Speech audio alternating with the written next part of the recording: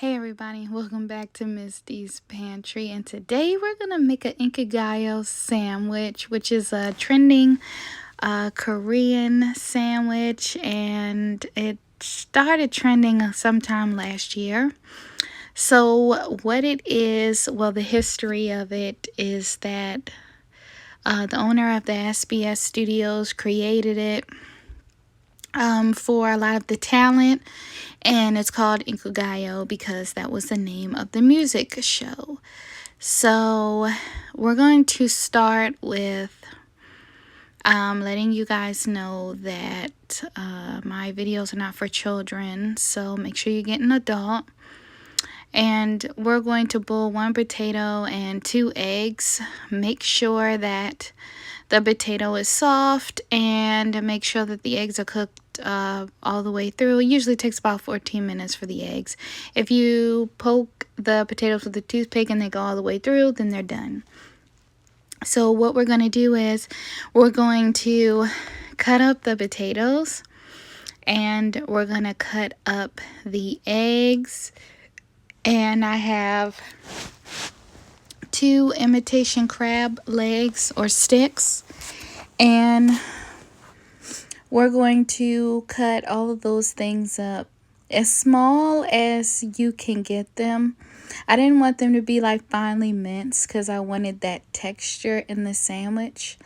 But this sandwich is very interesting. It's like a coleslaw, a potato salad, and it's some jam, which it's really popular in Korea. So mine's going to be with a twist. I always do things a little bit differently. So we're going to start with the slaw. I'm using lettuce because I didn't have any cabbage, but you're going to want to use cabbage. I also have radishes, cucumbers in here, and I'm going to put the imitation crab into the coleslaw mixture. The imitation crab is actually a part of a few of the recipes that I found. So after you have all of that in there, we're just gonna keep it simple: salt, pepper, and mayonnaise. So some people put sugar in their coleslaw, but I wouldn't recommend it because there is going to be jelly or jam in the sandwich. I'm also going to add some carrots because these are the things I normally add to my coleslaw, with the exception of the imitation crab. I always add a little bit of, celery and stuff to it. So I'm just using ground peppercorns and then some kosher salt. Then we're going to mix all that together, and we're just going to put that to the side and let that sit.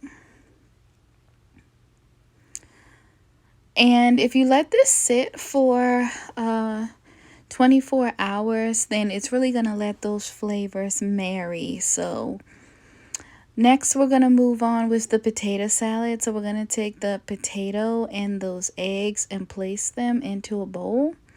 And then we're going to add some mayo. You don't want this to be too mayonnaise-y. I know I say that a lot, but if it's too much mayonnaise, it just takes over the whole entire dish. You still want to taste what's in it.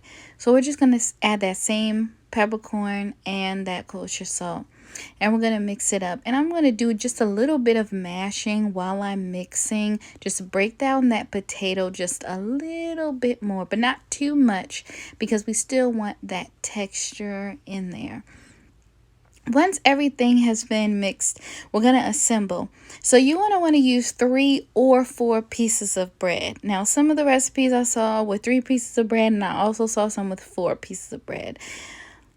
You're going to want to get a nice bread, maybe like a sourdough or something of that nature.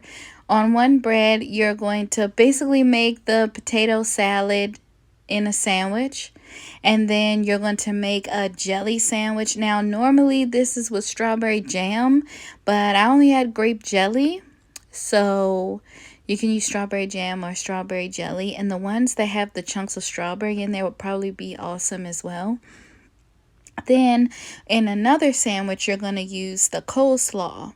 So you should have 3 sandwiches there, unless you only want to do 3 pieces of bread.